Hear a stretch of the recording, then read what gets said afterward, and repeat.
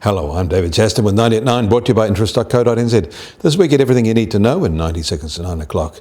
With news, financial markets are getting even more complicated and unpredictable. Are we getting too pessimistic about China?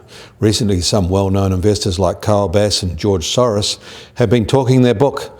They have short positions, wanting markets to price in a China stumble.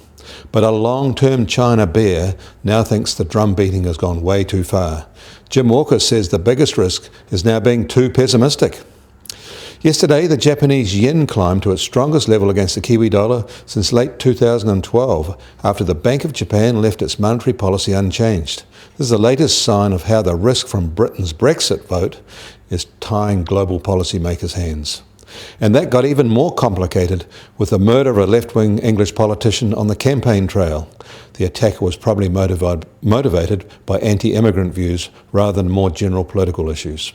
In Hong Kong, their property markets are in trouble. One major developer there is breaking the mould by offering 120% mortgages to shift their new builds.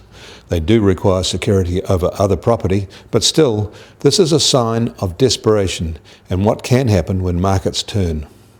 Some markets haven't turned lower, however.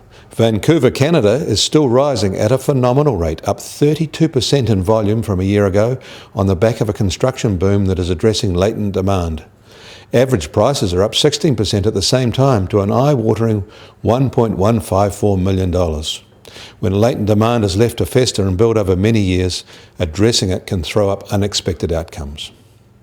In Australia, the RBA yesterday released some research you don't see every day. Australia's poorest households enjoyed the biggest gains in wealth over recent years, challenging the recent claims that inequality is getting worse.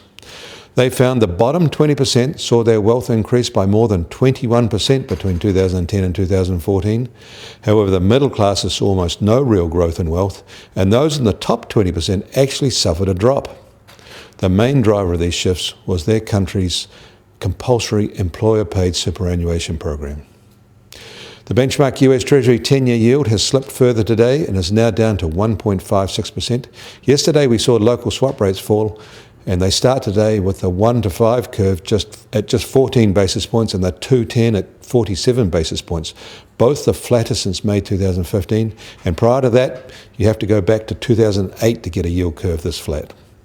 Low rates pose an enormous risk for fixed income investors who now stand to lose big time when rates start tracking higher. The oil price is still falling and has sunk $1 in the last 24 hours. The US benchmark is now at $47 a barrel and the Brent benchmark under $48 a barrel. The gold price is unchanged, however, at $1,289 an ounce. And finally, the New Zealand dollar is pretty much unchanged as well from this time yesterday at 70.6 US cents, 95.7 Aussie cents, and at 62.8 euro cents. The TWI is now at 74. I'm David Chaston. That was 90 at 9, brought to you by interest.co.nz.